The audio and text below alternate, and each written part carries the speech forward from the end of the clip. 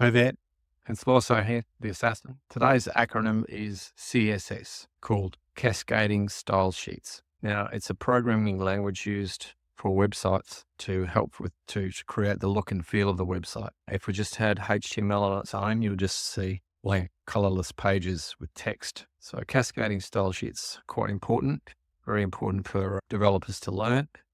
Completely useless for the average person to even know about, as is HTML, I guess. All you need to do is give us good instructions to your developers and they should be able to come back with the look and feel that you like.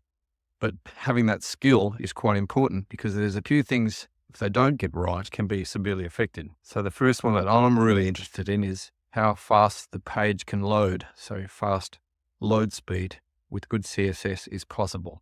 If it's poorly done, then it won't load fast and that'll hurt you, both in the user experience and how you rank with Google.